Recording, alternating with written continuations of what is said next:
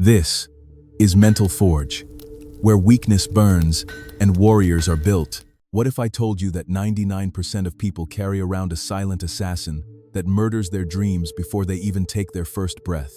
What if I revealed that this invisible force has robbed more fortunes, destroyed more relationships, and crushed more spirits than every war, recession, and natural disaster combined? And what if I promised you that in the next hour, you would discover the 1% secret that transforms this assassin into your greatest ally? The assassin I speak of is fear. But not just any fear. I'm talking about the sophisticated, subconscious programming that whispers lies into your mind every single day. The voice that tells you you're not smart enough, not worthy enough, not bold enough to claim the life you were born to live. This is the fear that keeps millionaires sleeping in poverty consciousness and keeps champions sitting in the bleachers of their own existence. Today, you're about to learn the 1% secret that separates those who merely survive from those who absolutely thrive. This isn't theory, this isn't motivation. This is the precise psychological and spiritual technology that Henry Ford used to revolutionize industry, that Thomas Edison employed to illuminate the world, and that Andrew Carnegie leveraged to build an empire that still echoes through time. You see, the 1% secret isn't about eliminating fear. It's about understanding that fear is simply energy, and like all energy, it can be transformed, redirected, and weaponized for your success. The masters of history didn't live without fear. They lived through fear, with fear, and ultimately beyond fear by applying principles that most people never discover. Over the next 60 minutes, we're going to journey through the minds of titans, explore the science of subconscious reprogramming, and install within you the unshakable belief system that turns fear from your enemy into your fuel. We'll examine how Napoleon Hill's principles of definite purpose can literally rewire your neural pathways, how Wallace Wattles' science of getting rich creates fearless action, and how Bob Proctor's understanding of paradigms can shatter the invisible barriers that have held you captive. But here's what makes this journey different from every other fear elimination method you've encountered. We're not going to positive think our way to confidence. We're not going to affirmation our way to courage. We're going to rebuild your identity from the ground up using the same blueprint that every fearless leader in history has followed, whether they knew it or not. If you're ready to transform from someone who is controlled by fear into someone who controls fear, if you're prepared to upgrade from surviving to thriving, and if you want more content like this that rewires your mind for success, make sure to subscribe to this channel, because what you're about to learn will change everything. Let me start with a story that will shatter everything you think you know about fear. The year was 1879, and a young inventor named Thomas Edison was facing his greatest challenge. He had already failed over 1,000 times in his attempt to create a practical electric light bulb. The press was calling him a fraud. Investors were pulling their money. His own team was beginning to doubt. But Edison had discovered something that the other 99% of people never learn. He understood that failure wasn't the opposite of success. It was the raw material of success. Every failure was simply information, data that brought him one step closer to the solution. When a reporter asked him how it felt to fail 1,000 times, Edison replied with words that reveal the 1% secret. "I didn't fail 1,000 times. I found 1,000 ways that don't work." This wasn't positive thinking. This was a complete reframe of reality itself. Edison had programmed his subconscious mind to interpret fear-inducing experiences as success-building experiences. He had transformed the very energy that stops most people into the fuel that propelled him forward. But how did he do this? How did Edison, along with every other fearless leader in history, develop this seemingly supernatural ability to transform fear into power? The answer lies in understanding three fundamental principles that form the foundation of the 1% secret. The first principle is what Napoleon Hill called definiteness of purpose. In his masterwork, Think and Grow Rich, Hill revealed that every successful person possessed one common trait. They knew exactly what they wanted, and they burned all bridges behind them. They didn't have backup plans because backup plans are fear plans. They had one plan, and they committed to that plan with such intensity that failure became impossible. Consider Henry Ford's unwavering commitment to his vision of putting America on wheels. When his engineers told him that his V8 engine design was impossible, Ford didn't argue with them. He didn't try to convince them. He simply said, "Produce it anyway." For months, his team struggled. They failed repeatedly. They brought Ford report after report explaining why it couldn't be done. But Ford had something they didn't have. He had definite purpose backed by unwavering faith. He wasn't hoping his vision would work. He wasn't wishing it would succeed. He knew it would manifest because he had aligned his conscious and subconscious mind with the same definite purpose. Month after month, he repeated the same command, "Produce it anyway." Finally, after months of failure, the breakthrough came. The V8 engine was born, and with it, a transportation revolution that changed the world forever. But here's what most people miss about this story. Ford's success didn't begin when the engine was completed. It began the moment he made the decision that it would be completed. The physical manifestation was simply the inevitable result of the mental programming. This is the first component of the 1% secret. Your subconscious mind cannot tell the difference between what is real and what is vividly imagined with emotion and repetition. When you program your mind with definite purpose, backed by unwavering faith, you literally begin to attract, notice, and create opportunities that were invisible to you before. But definite purpose alone isn't enough. The second principle that separates the 1% from the 99% is what Charles Haanel called controlled attention in the master key system. Most people scatter their mental energy across hundreds of different fears, worries, and anxieties. They're afraid of failure and afraid of success. They're worried about not having enough money and worried about having too much responsibility. They're concerned about what people think and concerned about being ignored. This scattered attention is like trying to start a fire with a flashlight. The light is there, but it's too diffused to create any real heat. The 1% have learned to focus their attention like a laser beam, concentrating all their mental energy on their definite purpose until it becomes so clear, so vivid, so emotionally charged that it literally pulls them forward. Marcus Aurelius, the philosopher emperor of Rome, understood this principle 2,000 years ago. In his personal journal, which became known as Meditations, he wrote about the importance of controlling one's attention. He said, "You have power over your mind, not outside events. Realize this, and you will find strength." Marcus wasn't just spouting philosophy. He was running the largest empire in the world, while facing constant threats, betrayals, and challenges that would paralyze most people. But Marcus had learned to control his attention. Instead of focusing on what could go wrong, he focused on what needed to be done. Instead of imagining defeat, he visualized victory. Instead of dwelling on problems, he concentrated on solutions. This wasn't denial or wishful thinking. This was strategic mental programming designed to keep his subconscious mind focused on empowering rather than limiting beliefs. Here's where the science gets fascinating. Modern neuroscience has proven that your brain literally rewires itself based on where you consistently focus your attention. This process, called neuroplasticity, means that you can actually change the physical structure of your brain by changing your mental habits. When you focus on fear, you strengthen the neural pathways associated with fear. When you focus on possibility, you strengthen the neural pathways associated with possibility. The 1% understand this science intuitively.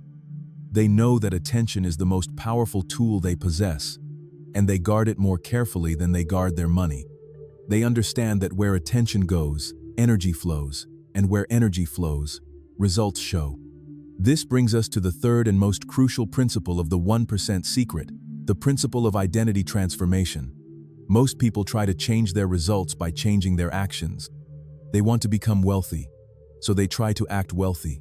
They want to become confident, so they try to act confident. But they're approaching transformation backwards. The 1% understand that lasting change happens from the inside out, not the outside in. They don't try to act their way into a new identity. They think their way into a new identity, and then the actions flow naturally from that new sense of self. James Allen revealed this truth in his classic work, As a Man Thinketh, when he wrote, "A man is literally what he thinks," his character being the complete sum of all his thoughts. But Allen wasn't talking about casual thinking or occasional positive thoughts.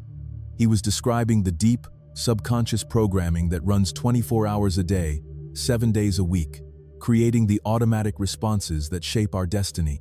Consider the transformation of Abraham Lincoln from a poor farm boy in Kentucky to the President of the United States. Lincoln didn't just decide to become president one day and then start campaigning. He spent years programming his mind with the identity of a leader. He read every book he could find on law, politics, and leadership. He studied the speeches of great orators. He practiced debating in his mind and out loud until the patterns of greatness became automatic. Most importantly, Lincoln developed what Napoleon Hill called a burning desire for his definite purpose. This wasn't casual interest or mild motivation. This was an all-consuming passion that literally changed his physiology, his posture, his voice, and his presence. People could sense something different about Lincoln long before he achieved political success because he had already become a leader in his mind. This identity transformation is the most powerful aspect of the 1% secret because it operates below the level of conscious awareness. When you truly change your identity, you don't have to remember to act differently. You automatically act differently because you are different. Now, before we continue deeper into this transformation process, I want you to understand something crucial. What you're learning right now isn't just information, it's reprogramming.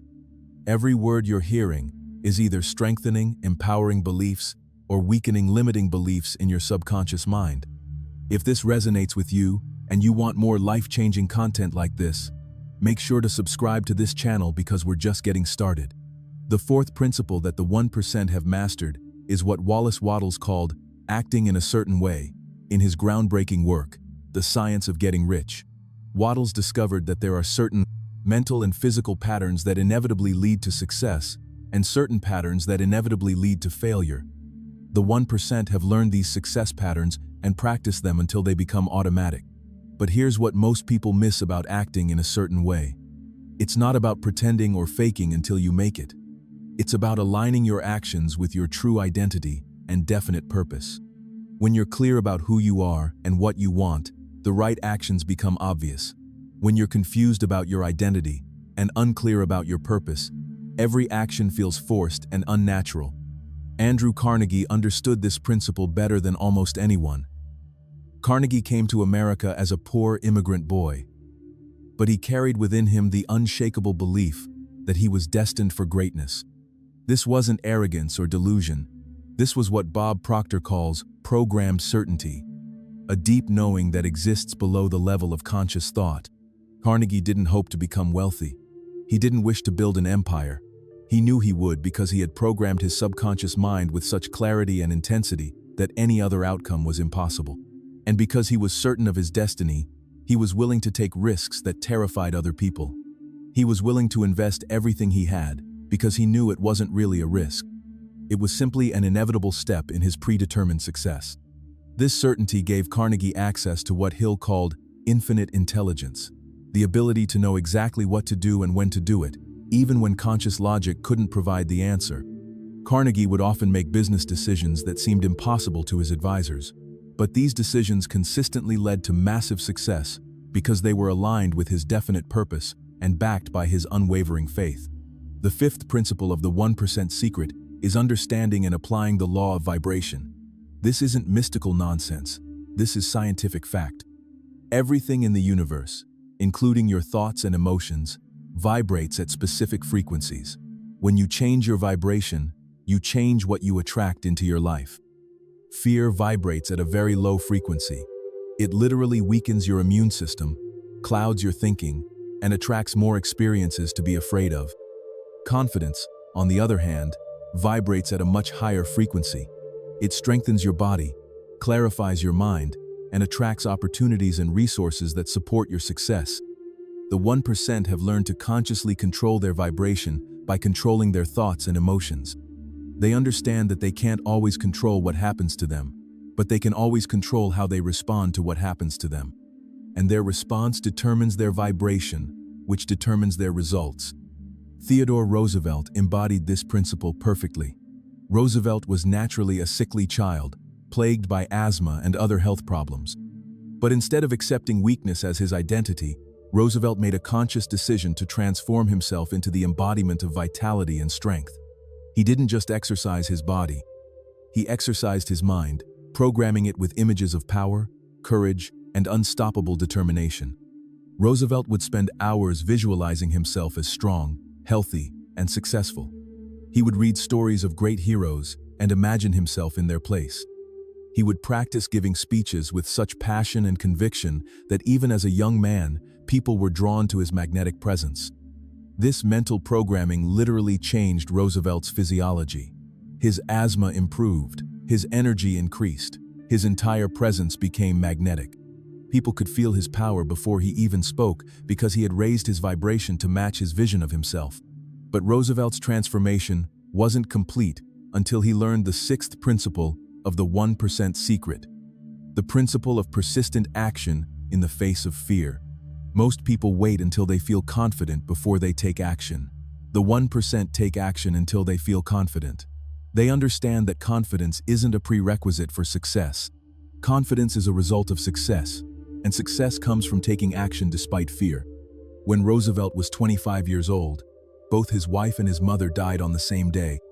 The grief was so overwhelming that he wrote in his diary, "The light has gone out of my life." Most people would have retreated from the world, paralyzed by such devastating loss. But Roosevelt had programmed his mind with the understanding that action is the antidote to despair. Instead of withdrawing, Roosevelt threw himself into the most challenging environment he could find. He went west to the Dakota Badlands, where he worked as a cattle rancher in conditions that would break most men. The work was brutal, the weather was harsh, the dangers were real. But Roosevelt understood something that transformed his tragedy into triumph. When you take massive action in the direction of your purpose, you literally cannot stay depressed, afraid, or defeated. The physical action changed Roosevelt's mental state. The challenging environment strengthened his character. The daily victories over harsh conditions built his confidence. Within 2 years, Roosevelt had transformed from a grief-stricken young man into a force of nature that would eventually become President of the United States. This is the power of persistent action in the face of fear. Action creates momentum, and momentum creates confidence, and confidence creates more action. It's an upward spiral that becomes unstoppable once you understand how to initiate it. The seventh principle that the 1% have mastered is what Joseph Murphy called the power of the subconscious mind. Murphy discovered that your subconscious mind is like a fertile garden that will grow whatever seeds you plant in it. If you plant seeds of fear, doubt, and limitation, you will harvest a life of struggle and disappointment. If you plant seeds of faith, courage, and possibility, you will harvest a life of abundance and achievement. But here's the crucial understanding that most people miss. Your subconscious mind doesn't evaluate the seeds you plant. It doesn't decide whether your thoughts are true or false, good or bad, helpful or harmful. It simply accepts whatever you consistently think about with emotion and works to make those thoughts your reality. This is why Charles M. Schwab became one of the highest-paid executives in history. Schwab understood that his thoughts were constantly programming his subconscious mind, so he became incredibly disciplined about what he allowed himself to think. Instead of dwelling on problems, he focused on solutions. Instead of worrying about competition, he concentrated on innovation. Instead of fearing failure, he anticipated success. Schwab would spend the first hour of every day programming his subconscious mind with empowering thoughts and images. He would visualize himself successfully completing his most important tasks. He would imagine himself inspiring his team to achieve breakthrough results. He would picture himself contributing value that was so extraordinary that his compensation naturally reflected his contribution. This daily mental programming literally changed Schwab's neural pathways, his decision-making patterns, and his automatic responses to challenges. He became the kind of person who naturally attracted success because success was what he consistently programmed into his subconscious mind. The eighth principle of the 1% secret is understanding the difference between temporary emotions and permanent identity. Most people are controlled by their emotions. When they feel afraid, they become afraid people. When they feel confident, they become confident people. But their emotional state is constantly changing, so their identity is constantly shifting, and their results are constantly inconsistent. The 1% have learned to separate their emotions from their identity. They understand that emotions are temporary visitors, but identity is a permanent resident. They may feel afraid, but they are courageous people. They may feel uncertain, but they are decisive people. They may feel overwhelmed, but they are capable people. Julius Caesar demonstrated this principle when he stood at the banks of the Rubicon River with his army. Roman law forbade any general from bringing his army across the Rubicon because it would be considered an act of war against Rome itself. Caesar knew that crossing the river would either make him the ruler of the Roman Empire or cost him his life. There was no middle ground. Caesar felt the fear. He experienced the uncertainty. He acknowledged the overwhelming nature of the decision. But he didn't let these temporary emotions change his permanent identity as a decisive leader. He famously declared, "The die is cast," and crossed the Rubicon, setting in motion events that would make him one of the most powerful men in history. Caesar's success wasn't due to the absence of fear. It was due to his refusal to let fear determine his actions. He felt the fear and crossed anyway, because he understood that his identity as a leader was more important than his temporary emotional state. This is exactly why thousands of subscribers keep coming back to this channel for more transformational content. They understand that true transformation happens when you learn to separate temporary emotions from permanent identity. If you're ready to join them and continue this journey of fearless living, hit that subscribe button now. The ninth principle that separates the 1% from everyone else is what Earl Nightingale called the strangest secret. Nightingale discovered that we become what we think about most of the time. This isn't philosophy or wishful thinking. This is the fundamental law that governs human potential. Most people think about their problems most of the time. They wake up thinking about what could go wrong. They go to work thinking about what they don't like about their job. They come home thinking about what they can't afford. They go to bed thinking about what they're worried about. And then they wonder why their life is filled with problems, dissatisfaction, and limitation. The 1% think about their goals most of the time. They wake up thinking about what they want to accomplish. They go to work thinking about how they can create more value. They come home thinking about how they can grow and improve. They go to bed thinking about the opportunities that await them tomorrow. This isn't just positive thinking.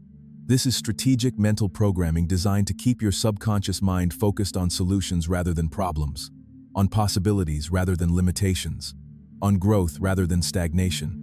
Nikola Tesla exemplified this principle throughout his revolutionary career. Tesla didn't just think about electricity occasionally. He thought about it constantly. He would visualize electrical systems in his mind with such clarity that he could test them, modify them, and perfect them without ever building a physical prototype. His thoughts were so focused and sustained that his mind literally became a laboratory where breakthrough innovations were born. Tesla's intense focus on his chosen field didn't limit him, it liberated him. By concentrating all his mental energy on one area of expertise, he was able to access levels of creativity and insight that scattered thinking could never reach. He became what he thought about most of the time, a conduit for electrical innovation that changed the world. The 10th and final principle of the 1% secret is what Tony Robbins calls the power of decision. Most people make decisions with their emotions and then try to support those decisions with logic. The 1% make decisions with their vision and then use their emotions to fuel the implementation of those decisions. When you make a true decision, not a wish or a hope or a maybe, but a definite, irrevocable commitment, you literally change your brain chemistry. You activate the reticular activating system, which is the part of your brain that filters information and helps you notice opportunities that support your decision.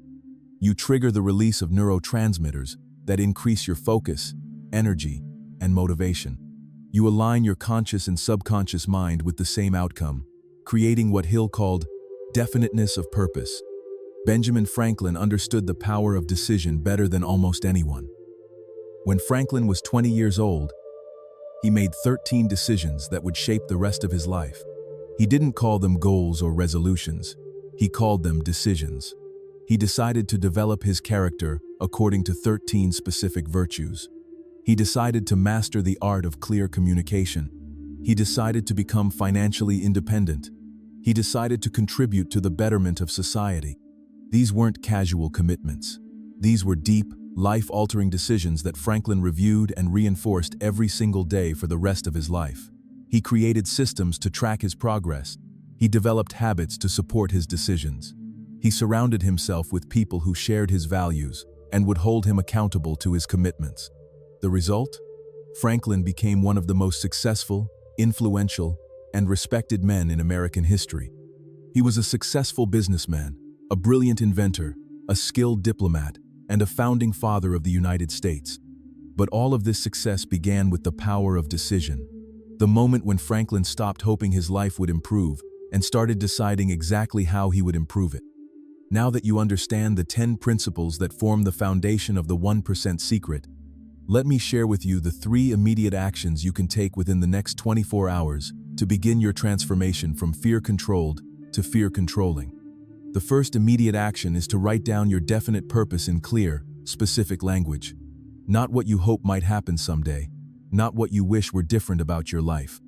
Your definite purpose, the one outcome that you are committed to achieving regardless of obstacles, setbacks, or temporary defeats. Your definite purpose must be specific enough that you can visualize it clearly, emotional enough that it excites you every time you think about it, and believable enough that your subconscious mind accepts it as achievable. Write it down in present tense, as if it has already been accomplished. Read it out loud with passion and conviction. Feel the emotions associated with having already achieved this purpose. This isn't just goal setting. This is identity programming. When you define your purpose with clarity and commit to it with intensity, you begin to reshape your subconscious beliefs about what is possible for you. Your mind starts to generate ideas, notice opportunities, and create circumstances that support the achievement of your definite purpose. The second immediate action is to identify and eliminate your 3 biggest fear-based thoughts. These are the repetitive, limiting beliefs that run through your mind automatically throughout the day. Thoughts like, "I'm not smart enough," or "I don't have enough experience," or "What if I fail and everyone thinks I'm a fraud?" Write down these 3 limiting beliefs. Look at them honestly. Then, for each limiting belief, write down 3 pieces of evidence that prove the belief is false. Find examples from your own life where you succeeded despite not feeling ready. Find examples of other people who achieved great things without having all the qualifications. Find examples of times when what seemed like failure actually led to something better. This exercise isn't about positive thinking. It's about reality-based thinking. Most of your fears are based on incomplete information, past experiences that no longer apply, or imaginary scenarios that will never happen. When you examine your fears objectively, you usually discover that they have no foundation in current reality. The third immediate action is to take one bold step toward your definite purpose today, regardless of how you feel. Not when you feel ready, not when you have more information, not when the conditions are perfect. Today, while the fear is still present, while the uncertainty is still real, while the obstacles still seem overwhelming, this bold step doesn't have to be huge, it just has to be real. Make the phone call you've been avoiding. Send the email you've been postponing. Have the conversation you've been dreading. Apply for the opportunity you think you're not qualified for. Start the project you've been planning for months. When you take action in the presence of fear, you literally rewire your brain. You prove to your subconscious mind that fear is not a stop sign, it's just information. You demonstrate that you are capable of feeling afraid and acting courageously at the same time. You build what psychologists call self-efficacy, the deep belief that you can handle whatever challenges come your way. But taking action once isn't enough. You must develop what I call the fearless habit loop. This is a daily practice that keeps your mind focused on empowerment rather than limitation, on possibility rather than problems, on growth rather than security. Here's your daily fearless habit loop. First, spend the first 10 minutes of every day programming your subconscious mind with your definite purpose. Visualize yourself already living the life you're committed to creating. See it in vivid detail. Feel the emotions associated with that success. Hear the sounds, smell the scents, taste the victory. This isn't daydreaming. This is mental rehearsal. Professional athletes use this technique to improve their performance. Surgeons use it to prepare for complex operations. The 1% use it to program their minds for success before they even get out of bed.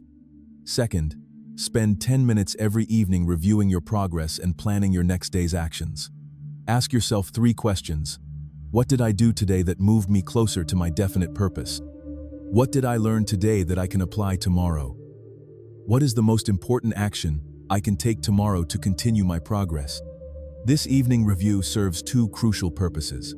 It reinforces positive progress in your subconscious mind, and it programs your mind to work on solutions while you sleep. Your subconscious mind never stops working. By giving it clear direction before you go to sleep, you wake up with better ideas, clearer insights, and more creative solutions. Third, practice what I call fear surfing whenever you encounter situations that trigger anxiety or uncertainty. Instead of running from the fear or trying to eliminate it, lean into it. Get curious about it. Ask yourself, what is this fear trying to protect me from? What would I do if I knew I couldn't fail? What's the worst thing that could realistically happen? And how could I handle it?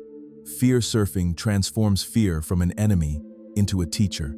Every fear contains valuable information about areas where you need to grow, skills you need to develop, or beliefs you need to upgrade. When you surf fear instead of being wiped out by it, you literally transform the energy of fear into the fuel of growth. Now, let me share with you the most advanced technique of the 1% secret: identity anchoring. This is a process that programs your subconscious mind with such intensity that your new, fearless identity becomes automatic and unshakable. Identity anchoring works by combining vivid visualization with powerful emotional states and specific physical actions. Here's how to do it. First, create a detailed mental movie of yourself living as the fearless, successful person you're becoming. See yourself walking with confidence, speaking with authority, making decisions with clarity, and taking action with conviction. But don't just see this movie. Step into it. Experience it from the inside. Feel the confidence flowing through your body. Feel the certainty radiating from your core. Feel the unstoppable determination that drives every decision and action. While you're experiencing these empowering emotions, anchor them to a specific physical gesture. It could be clenching your fist, touching your heart, or standing in a power pose. The specific gesture doesn't matter. What matters is that you consistently use the same gesture every time you experience these empowering emotions. Practice this anchoring process for 5 minutes every day for 30 days. After 30 days, you'll be able to trigger these empowering emotions instantly just by using your anchor gesture. You'll have literally programmed your nervous system with the ability to access confidence, courage, and conviction on demand. This technique has been used by world-class athletes, successful entrepreneurs, and influential leaders throughout history. They may not have called it identity anchoring, but they understood the principle.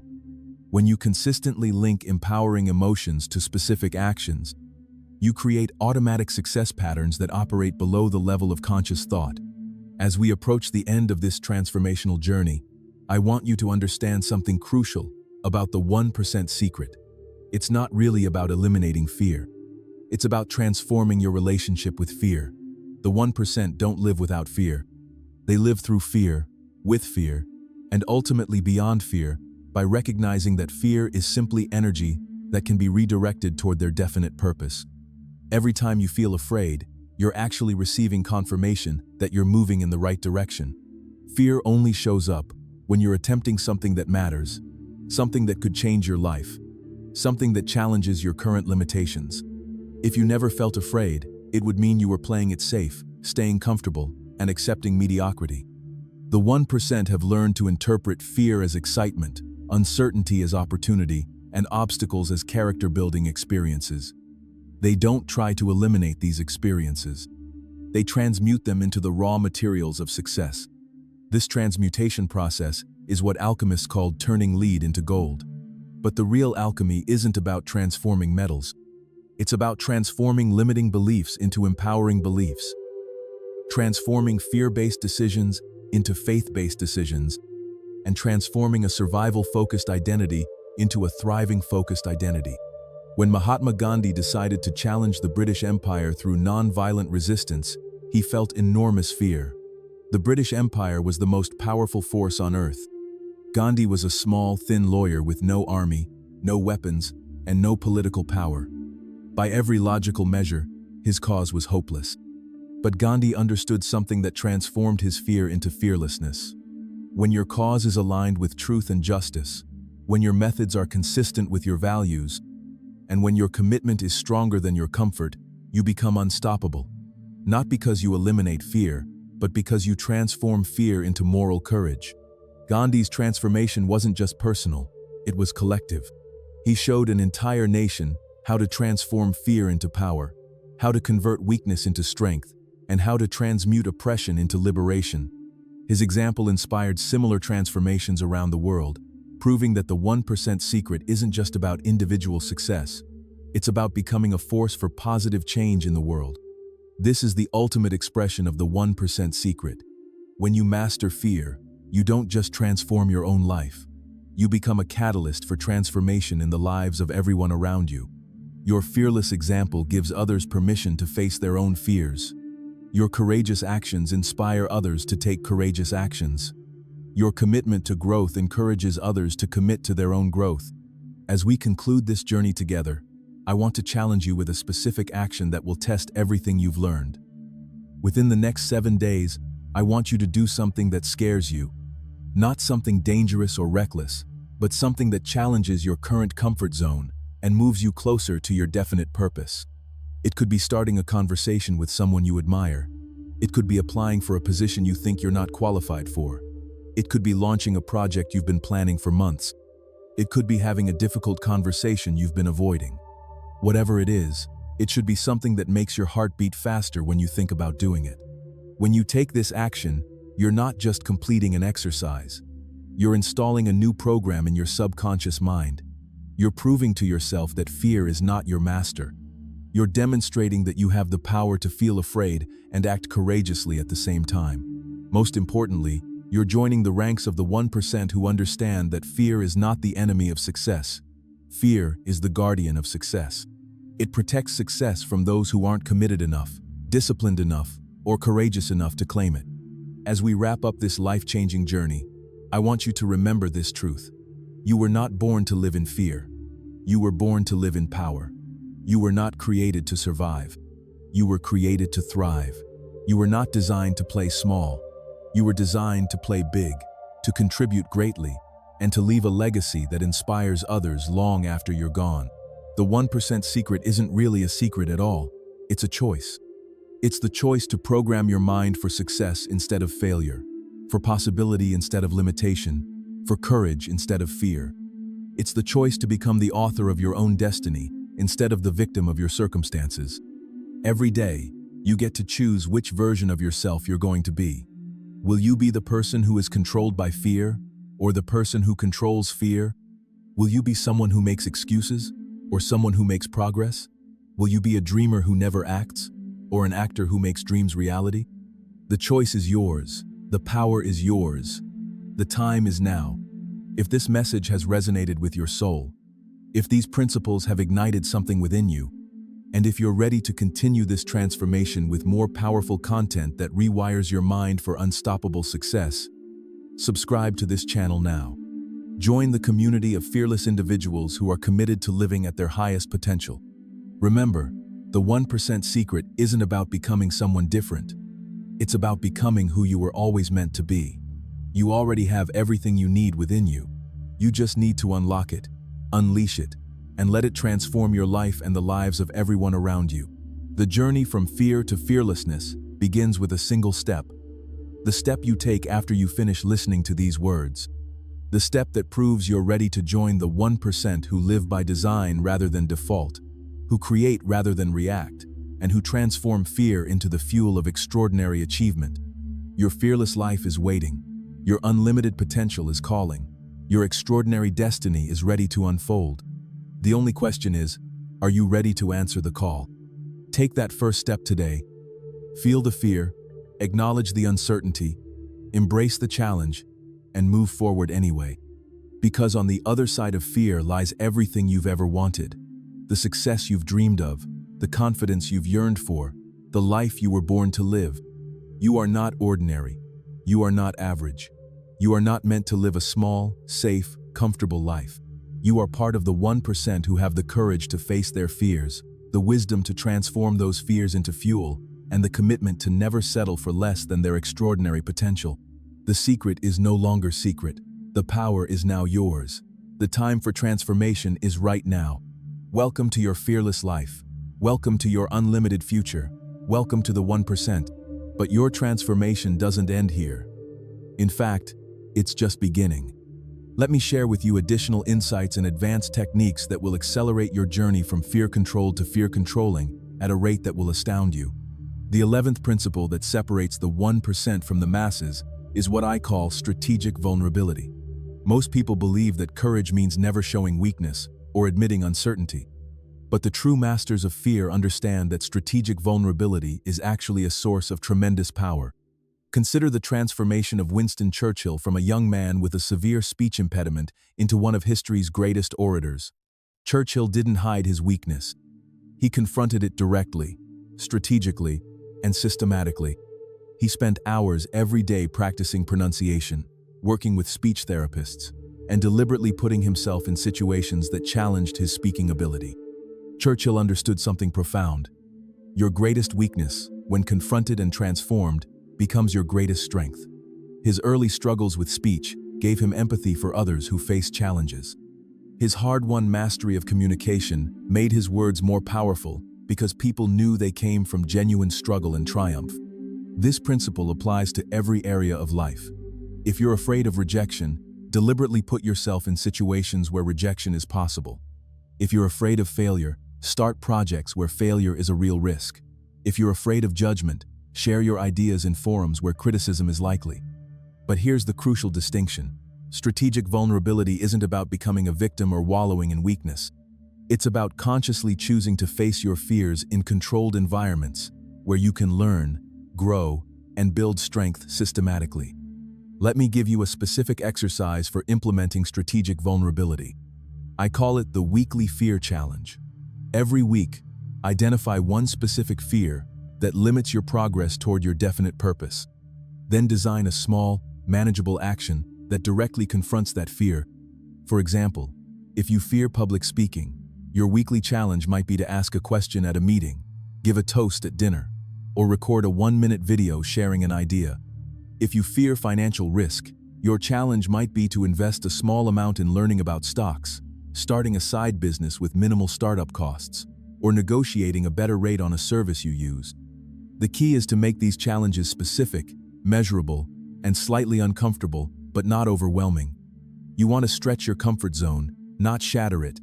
Each successful completion of a fear challenge builds what psychologists call mastery experiences, concrete evidence that you can handle situations that once seemed impossible. Track your fear challenges in a journal. Write down what you did, how you felt before and after, what you learned, and how the experience changed your perception of that particular fear. Over time, you'll notice that fears that once seemed enormous begin to shrink to manageable size. The 12th principle involves understanding what neuroscientists call neuroplasticity, your brain's ability to rewire itself based on your experiences and thoughts. This isn't just theory. This is practical technology that you can use to literally rebuild your neural pathways from fear-based to success-based. Every time you think a thought or perform an action, you're strengthening certain neural pathways while weakening others. When you consistently think thoughts of limitation, scarcity, and fear, you're literally building a brain that's designed to notice problems, expect difficulty, and generate anxiety. When you consistently think thoughts of possibility, abundance, and courage, you're building a brain that's designed to notice opportunities, expect success, and generate confidence. John D. Rockefeller understood this principle intuitively, long before neuroscience could explain it. Rockefeller developed what he called systematic optimism, a deliberate practice of looking for the positive potential in every situation, no matter how challenging it appeared initially. When other oil companies saw the economic panic of 1893 as a disaster, Rockefeller saw it as an opportunity to acquire valuable assets at reduced prices. When competitors viewed government regulation as a threat, Rockefeller saw it as a chance to demonstrate ethical business practices and gain public trust. When others feared technological change, Rockefeller embraced it as a pathway to increased efficiency and profitability. This wasn't naive positive thinking. This was strategic neural programming. Rockefeller trained his brain to automatically look for solutions rather than dwelling on problems, to seek opportunities rather than focusing on obstacles, to anticipate success rather than expecting failure. Here's a specific neuroplasticity exercise that will begin rewiring your brain within days. I call it the solution-focused reframe. Every time you catch yourself thinking about a problem, immediately ask yourself 3 questions. What opportunity might be hidden in this challenge? What skills could I develop by solving this problem? How could overcoming this obstacle make me stronger or wiser? Don't just ask these questions casually. Write down your answers. The act of writing engages different parts of your brain and makes the reframing process more powerful. Do this consistently for 30 days, and you'll notice that your automatic response to challenges begins to shift from anxiety to curiosity, from overwhelm to strategic thinking. The 13th principle is what I call identity-based decision-making. Most people make decisions based on their current circumstances, their past experiences, or their present emotions. The 1% make decisions based on their future identity, the person they're becoming, rather than the person they've been. Leonardo da Vinci exemplified this principle throughout his extraordinary life. Da Vinci didn't just study art or engineering or anatomy or mathematics. He approached every field of study as if he were already the master he intended to become. When he dissected cadavers to understand human anatomy, he wasn't just satisfying curiosity. He was gathering the knowledge that a master artist would need to create lifelike paintings and sculptures. When Da Vinci designed flying machines centuries before powered flight was possible, he wasn't being impractical or unrealistic. He was thinking with the mind of a master inventor who understood that today's impossibility often becomes tomorrow's breakthrough. This identity-based thinking allowed Da Vinci to make connections that others missed, to pursue learning that others considered irrelevant, and to create innovations that others thought impossible. He wasn't just Leonardo da Vinci, struggling artist. He was Leonardo da Vinci, Renaissance master, thinking and acting from that future identity. Here's how to implement identity-based decision-making in your own life. Before making any significant decision, ask yourself, what would the person I'm becoming choose in this situation? Not what feels comfortable, not what seems safe, not what others expect, but what would align with your highest potential and your definite purpose. Create what I call an identity blueprint, a detailed description of the person you're becoming. Include how this person thinks, how they make decisions, how they spend their time, what they value, how they treat others, and how they respond to challenges. Make this description so vivid and specific that you can literally step into this identity and ask, what would this person do right now? Practice making small decisions from this future identity every day. Choose what to eat based on how your future self would nourish their body. Choose how to spend your evening based on how your future self would invest their time. Choose how to respond to criticism based on how your future self would handle feedback. As you consistently make decisions from your future identity, something remarkable happens. You begin to become that person naturally and automatically. Your identity shifts from who you've been to who you're becoming, and your results shift accordingly. The 14th principle involves understanding and applying what Thomas Stanley called the millionaire mind in his groundbreaking research on wealthy individuals. Stanley discovered that millionaires don't just have more money.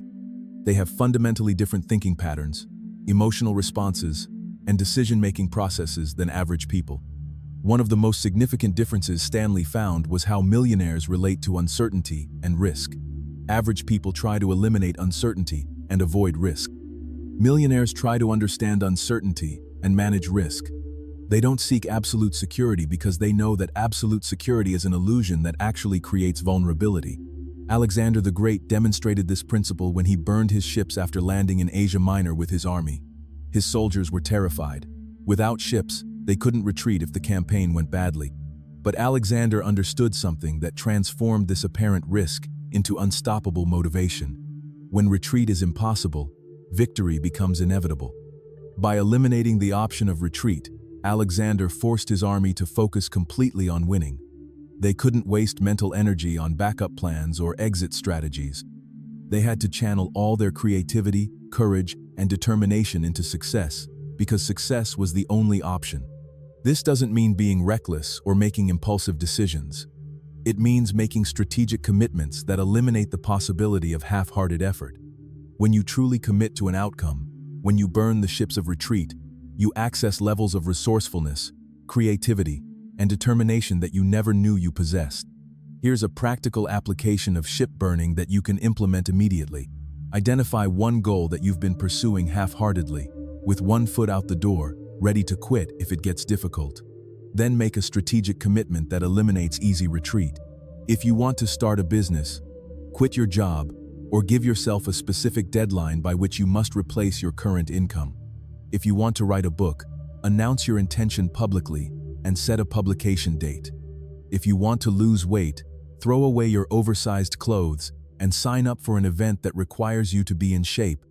The key is to make your commitment public, specific, and irreversible. When retreat becomes difficult or impossible, you'll be amazed at how resourceful and determined you become. The 15th principle is what I call compound courage. Just as money compounds when invested wisely, courage compounds when applied consistently. Each act of courage makes the next act of courage easier. Each successful navigation of fear builds capacity for handling bigger fears. Madam C.J. Walker understood this principle when she built America's first female-owned business empire in the early 1900s. Walker was born to former slaves, orphaned at age 7, and widowed at age 20, with a young daughter to support. By every measure, she had every reason to accept limitation and live a life of quiet survival. But Walker understood that courage is like a muscle. It grows stronger with use. She started with small acts of courage, trying new hair care formulations, asking friends to test her products, investing her small savings in ingredients and supplies.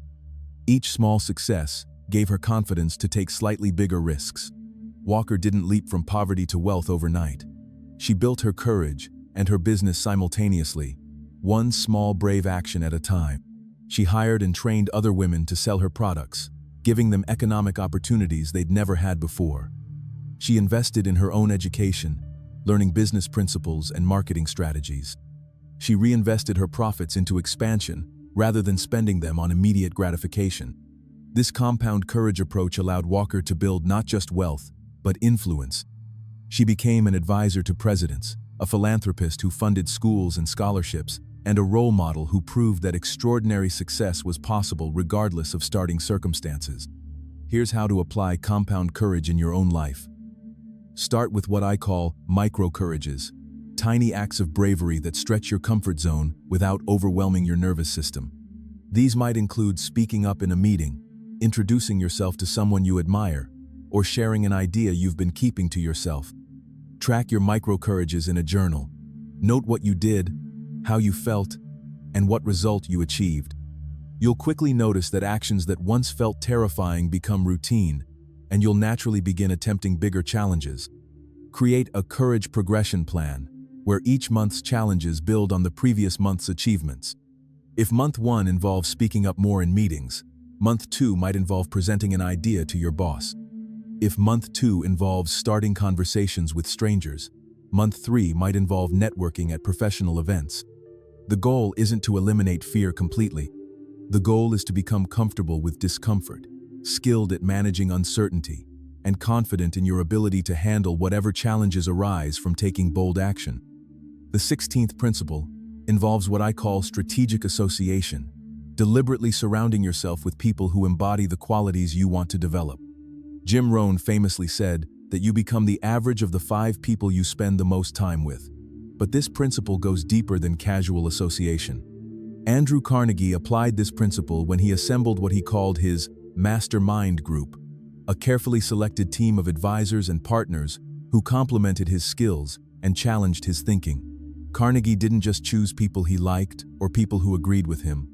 He chose people who were already successful in areas where he wanted to grow. Carnegie's mastermind included experts in steel production, financing, marketing, operations, and strategic planning. But more importantly, it included people who thought bigger than Carnegie initially thought, who saw possibilities he initially missed, and who demanded higher standards than he initially set for himself. This strategic association literally elevated Carnegie's thinking and decision-making. When he was considering whether to expand into new markets, he had advisors who had already succeeded in those markets. When he faced technical challenges, he had experts who had already solved similar problems. When he needed to make difficult decisions, He had counselors who had already navigated similar situations. But the most powerful aspect of Carnegie's mastermind wasn't just the practical advice. It was the elevation of his identity and expectations. When you consistently interact with people who think big, act boldly, and achieve extraordinary results, their standards become your standards. Their possibilities become your possibilities. Here's how to build your own strategic association network. First, identify the 5 most important areas where you need to grow to achieve your definite purpose. These might include leadership skills, financial knowledge, marketing expertise, technical capabilities, or personal development. For each area, identify someone who has already achieved the level of success you aspire to reach. This could be someone in your current network, someone in your industry, or someone whose work you admire from a distance. Create a systematic plan for building relationships with these individuals. This isn't about using people or asking for favors. It's about creating genuine value for them while learning from their example and expertise. You might offer to volunteer for their organization, attend their events, engage meaningfully with their content, or find ways to support their goals. The key is to approach these relationships with a giving mindset rather than a getting mindset. Also, create what I call a virtual mastermind by studying the biographies, interviews, and writings of historical figures who embody the qualities you want to develop. Spend time every day reading their words, studying their decisions, and asking yourself how they would handle your current challenges. The 17th principle is understanding the power of what Napoleon Hill called autosuggestion, the process of consciously programming your subconscious mind through repetition of positive, empowering thoughts and images. But most people practice autosuggestion incorrectly. They repeat generic affirmations without emotion, specificity, or belief. They say things like, "I am successful," or "I am confident," without connecting these statements to specific outcomes or feeling the emotions associated with those states. Effective autosuggestion requires what Hill called faith, not religious faith, but absolute conviction that your desired outcome is not only possible but inevitable. This faith must be built systematically through what modern psychology calls successive approximation, achieving small successes that build toward larger successes. Consider how Muhammad Ali used autosuggestion to become heavyweight champion of the world. Ali didn't just say, "I am the greatest," as a casual slogan. He repeated this statement with such conviction, such emotional intensity, and such specific visualization that he literally programmed his subconscious mind to expect victory. But Ali's autosuggestion wasn't just mental. He backed up his mental programming with physical preparation, strategic planning, and consistent action. He visualized specific techniques he would use against specific opponents. He rehearsed mentally how he would respond to different scenarios in the ring. He programmed his mind not just with general confidence, but with detailed success strategies. Most importantly, Ali's autosuggestion was connected to a definite purpose that extended beyond personal glory. He saw himself as a representative of his people, a symbol of possibility for those who had been told they couldn't achieve greatness. This larger purpose gave his autosuggestion tremendous emotional power and unshakable conviction.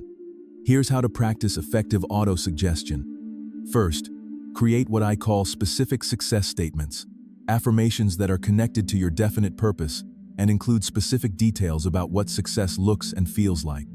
Instead of, "I am successful," say, "I am successfully running a business that provides exceptional value to my customers, generates abundant income for my family, and creates meaningful employment for my team." Instead of, "I am confident," say, "I am confidently presenting my ideas to influential people who are eager to support my vision and help me achieve my goals."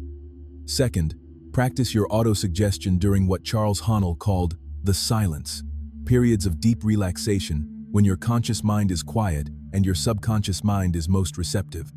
This might be just before sleep, just after waking, or during meditation. Third, combine your autosuggestion with vivid visualization and intense emotion. Don't just say the words. See yourself living the reality those words describe. Feel the emotions you would experience if those words were already true. Engage all your senses in creating a mental experience that's so real, your subconscious mind accepts it as actual memory.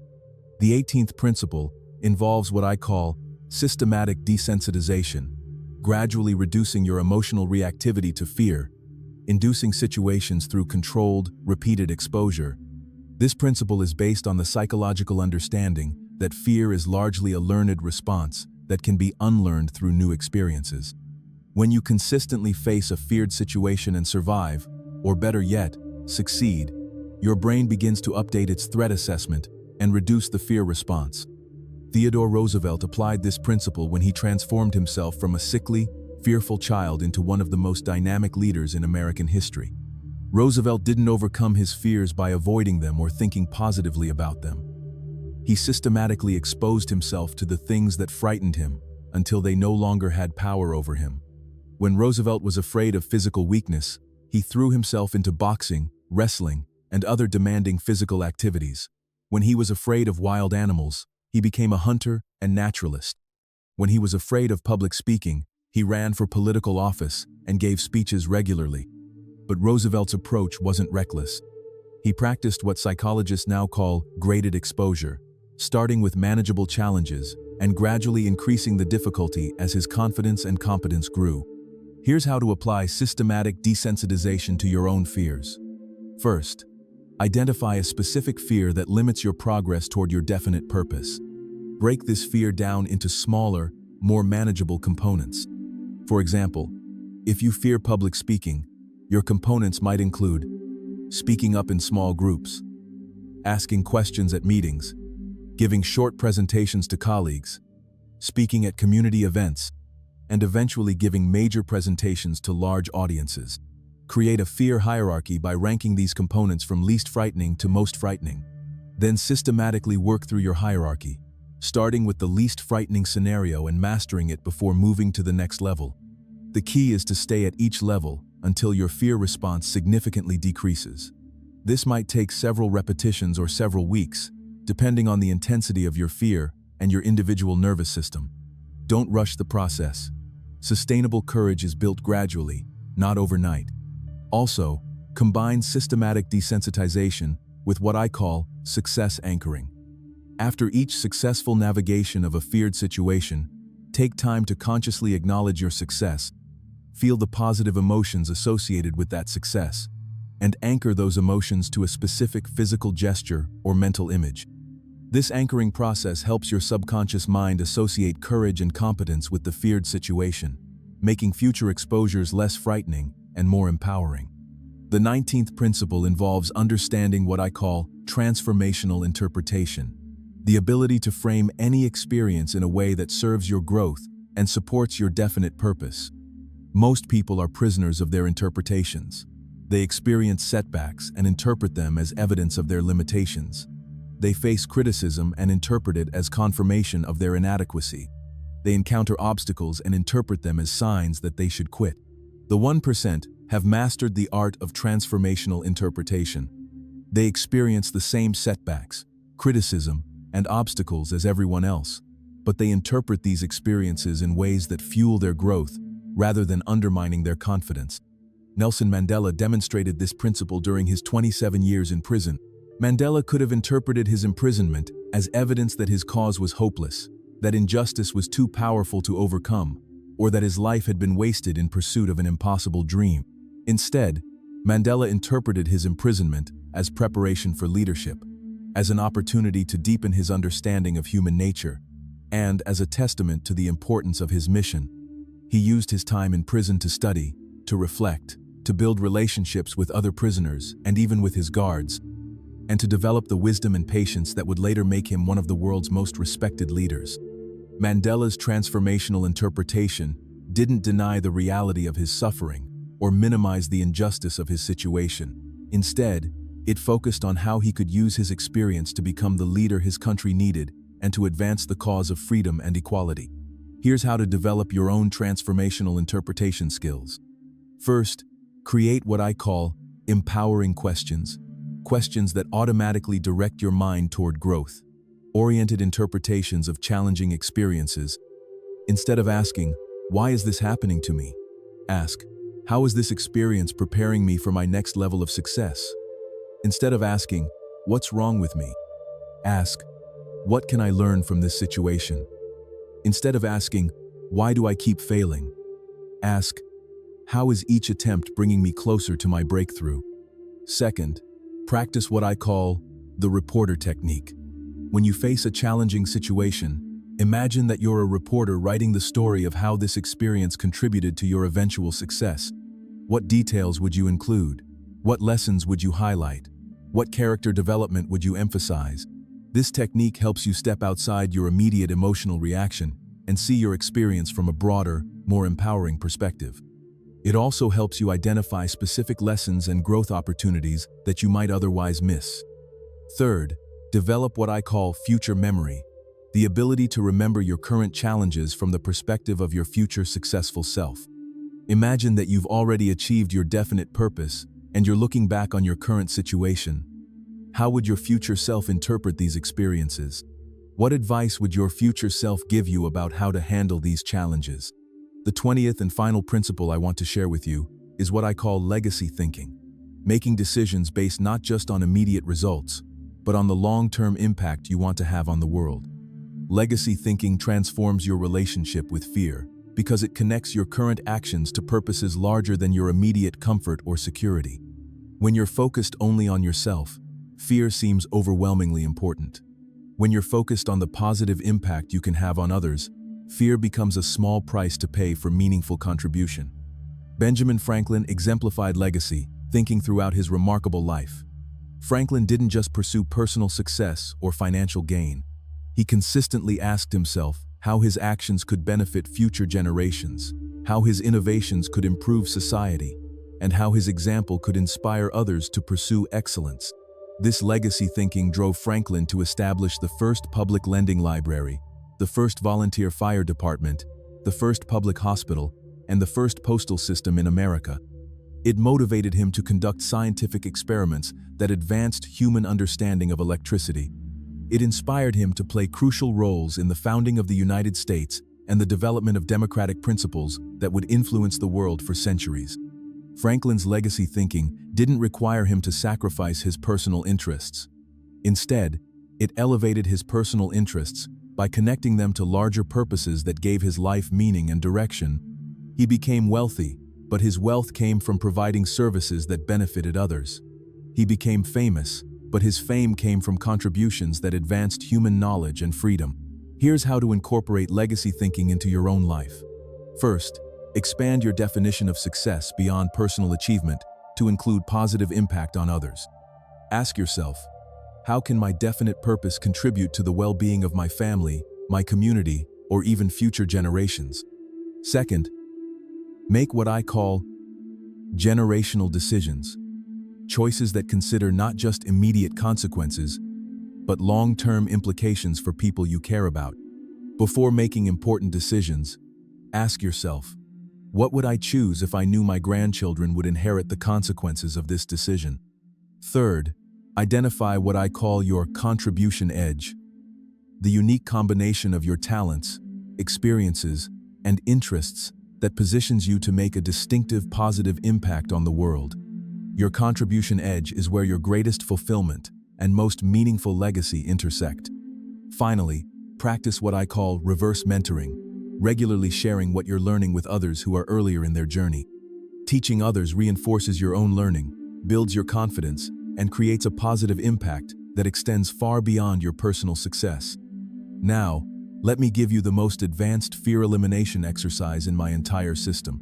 I call it the Fear Transformation Ritual, and it will literally rewire your nervous system's response to threatening situations. This ritual combines elements of visualization, physical movement, breathwork, and identity anchoring to create a complete neurological shift from fear-based to power-based responses. Here's how to perform the Fear Transformation Ritual. First, identify a specific fear-inducing situation that you need to navigate successfully. This could be an upcoming presentation, a difficult conversation, a business negotiation, or any situation that currently triggers anxiety. Begin by sitting in a comfortable position and taking 10 deep breaths, exhaling slowly and completely with each breath. As you breathe, allow your body to relax while keeping your mind alert and focused. Next, visualize the feared situation as clearly as possible. But instead of seeing yourself as anxious or overwhelmed, see yourself as completely calm, confident, and in control. Watch yourself handling the situation with grace, wisdom, and authority. See other people responding positively to your presence and leadership. As you hold this empowering visualization, begin to generate the physical sensations associated with confidence and power. Stand up tall, expand your chest, lift your chin, and feel strength flowing through your entire body. This isn't just mental imagery, you're literally changing your physiology to match your empowered vision. Now, speak aloud a specific affirmation that connects your fear to your power. For example, I transform my nervousness about this presentation into excitement about sharing valuable ideas with people who can benefit from them. Or, I transform my anxiety about this conversation into determination to create a positive outcome for everyone involved. The key is to acknowledge the fear while simultaneously reframing it as a form of energy that you're consciously redirecting toward positive outcomes. Finally, anchor this empowered state to a specific physical gesture, perhaps touching your heart, clenching your fist, or standing in a power pose. Practice this anchoring gesture while you're in the peak empowered state so that you can trigger the same confident feelings later when you actually face the feared situation. Repeat this entire ritual daily for at least 7 days before you need to navigate the feared situation. Each repetition strengthens the neural pathways associated with confident responses and weakens the pathways associated with fearful responses. When you finally face the actual situation, use your anchoring gesture to trigger the confident state you've been practicing. Take deep breaths to maintain your calm physiology, and remember that you've already successfully navigated this situation dozens of times in your mind.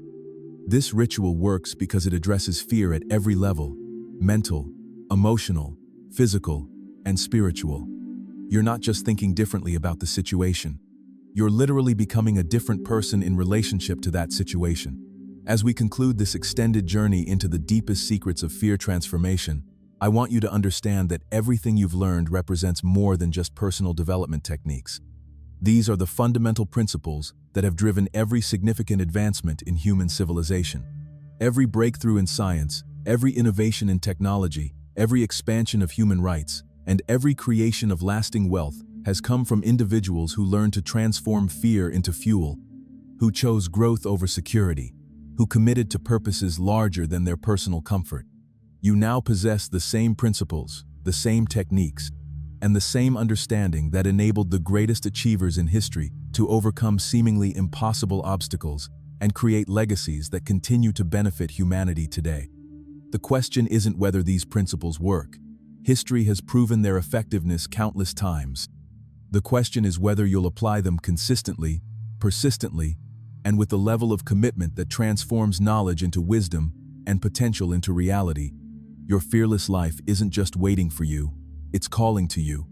It's demanding that you step up, step out, and step into the extraordinary potential that has always existed within you. The 1% secret is no longer secret. The power is now yours. The choice is always yours.